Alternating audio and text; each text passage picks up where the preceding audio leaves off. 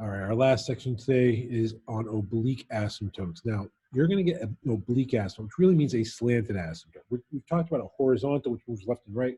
We've talked about a vertical that moves up and down. This is one that would be slanted. So the way you would find a slant asymptote or an oblique asymptote, very, very specific. The only time you're going to get them, if the degree on the top is greater than the degree on the bottom by 1. It has to be a difference of 1. So in this case, the top has a degree of 3, the bottom has a degree of 2. This satisfies it. We're going to get an oblique asymptote. If the degree on top is greater than the degree on the bottom by more than 1, no asymptote. You don't have to worry about it, okay? So if this number right here had been a 4, we would just say no asymptote and be done. 4 is greater than 2 by more than 1, okay? So if this had been 4 or 5 or 6, there would be no asymptotes. It's only when the degree on top is greater than the degree on the bottom by 1 we get an oblique asymptote. So that oblique asymptote's a line. So we're just looking for the equation of that line, okay? So the way we find it is very simple. If you get into this situation, you will always use long division. And once you work out the long division, the result will be the equation of the oblique asymptote. So let me show you what I'm talking about here, okay? We want to divide 2x cubed minus x squared minus x. I can put 0 there if you want a placeholder, it doesn't matter. And I want to divide that by x squared plus 1. So I hope you remember what we talked about when we were talking about polynomial division several videos ago. We want to ask, what do we multiply x squared by to get 2x cubed? And we're going to multiply it by 2x. So when I multiply by 2x, and I just put the x, I line them up, 2x here, I'm going to multiply by 2x. So the first one I'm going to do is 2x times x squared. That's going to give me 2x cubed. So I'm going to line that up. Now I've got to do, okay, let me just color coordinate this. That was my 2x times my x squared. Now I've got to do my 2x times my 1. Well, that's going to give me positive 2x, but you have to line it up under the x's. So notice how I shifted it over 1. Okay, we're lining them up. Now, the other thing that you may remember from our talks on polynomial long division is we're going to subtract. So when I subtract this, the thing I always do is I make sure I literally change these signs. So both those signs got to change. Now, you may be more comfortable putting a placeholder in here. I have 0x squared there. Okay, that's fine. Now you just do the columns. So the first column gives me a 0. The second column, when I add those, I get negative x squared. Okay? And now that I've changed the signs, I can add this last one. I'm going to get negative 3x. So now I ask the same question. What do I multiply x squared by to get negative x squared? And the answer in this case is I'm going to multiply it by negative 1. So now when I distribute, I get negative x squared there, and I get negative 1.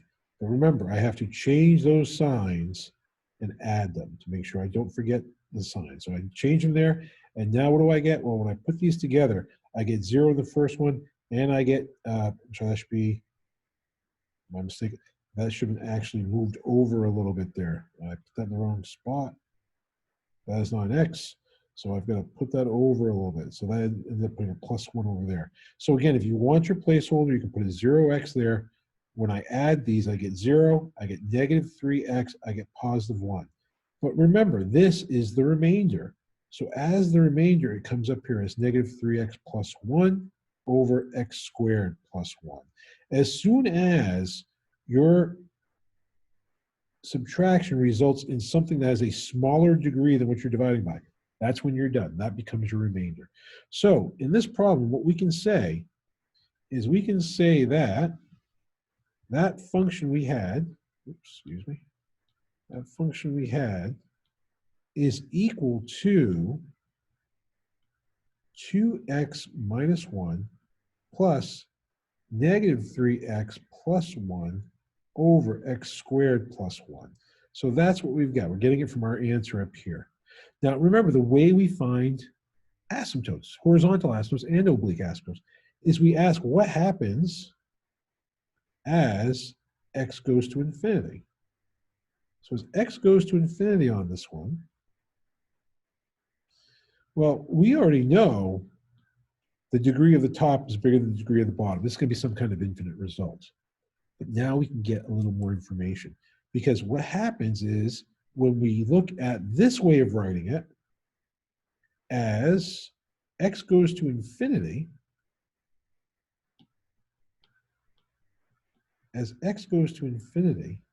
we're going to focus on this part of it.